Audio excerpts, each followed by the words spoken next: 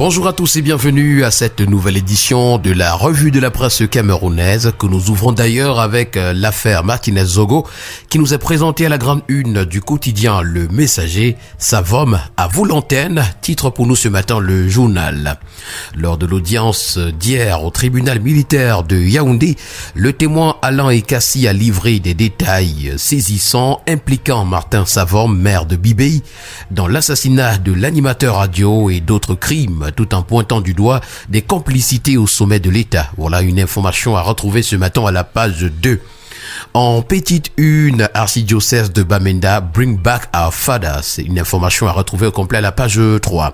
Nous revenons avec l'affaire Martinez-Zogo ce matin à la grande une du quotidien. Mutation qui s'interroge. Martin Pêcheur, devant la barrière au tribunal militaire de Yaoundé, Alain Ekassi, témoin de l'accusation d'y avoir appris d'un proche que l'ex-maire de Bibéi, Martin Savom, est l'assassin de l'animateur radio, chef de chaîne de Amplitude FM. Le récit d'une audience palpitante nous est présenté ce matin à la page 5 du journal. Avec Cameroun Tribune ce matin, c'est le temps de l'évaluation dans ce climat post-électoral. La deuxième conférence semestrielle des gouverneurs de région qui s'ouvre ce jour sera l'occasion de parler du défi du maintien de l'ordre en période sensible et de se projeter sur les prochains grands rendez-vous, notamment les fêtes de fin d'année telles que nous le renseigne ce matin le journal à sa page 3. Avec la nouvelle expression, on fait une incursion à l'Assemblée nationale. Motazé face aux accusations de malgouvernance, c'est à retrouver à la grande une. Les dossiers Eneyo et Sonara, le retard du processus de décentralisation, l'élargissement de l'assiette fiscale, l'endettement, la hausse de la pauvreté, le retard dans les dépôts des projets de loi de finances et de règlement sont notamment au cœur des préoccupations de la représentation nationale, des sujets sur lesquels le ministre des Finances a dû défendre bec et ongle le gouvernement. Nous poursuivons cette revue de la presse ce matin avec le quotidien régional d'information du Nord Cameroun, l'œil du Sahel, qui nous conduit dans le maillot Moscota où 4 personnes ont été enlevées par Boko Haram à Kiliari. Replongeons au Parlement ce matin avec le quotidien vert Émergence, projet de loi de finances fantant, mais le titre à retrouver à la grande une. D'après le journal, le texte est toujours introuvable à moins de 10 jours de la clôture de la session parlementaire. Une information à retrouver ce matin à la page 5. En petite une, on parle de commerce extérieur, le Cameroun dans le top 20 africain et puis région du centre, c'est plus de 1000 km de routes bitumées en 7 ans. Puisqu'on parle de route ce matin avec le quotidien Information, on s'intéresse à la falaise de Tian et à l'axe Kekembanjoun. C'est Ganou Djoumessi qui prescrit le suivi renforcé et le respect strict des délais. C'est d'ailleurs à la faveur d'une réunion stratégique présidée ce 24 novembre à Yaoundé par le ministre des Travaux publics. Rencontre consacrée à l'avancement des travaux sur 2 infrastructures routières de la région de l'Ouest.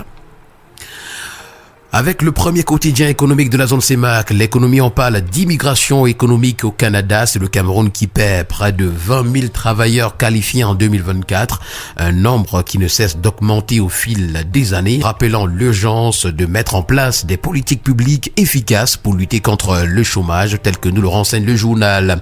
Ce matin, le quotidien EcoNews parle des entreprises qui sont à Bikot-Mbende. Il s'agit de l'élite mondiale de l'hydroélectricité qui se positionne au Cameroun. Le quotidien Gouvernance Presse également que ce matin s'intéresse aux admissions des enfants des hautes personnalités à l'ENAM. Ils sont aussi intelligents, nous renseigne ce matin le quotidien. Un vent de controverse souffle sur l'école nationale d'administration et de magistrature ENAM après la publication des résultats définitifs du concours d'entrée.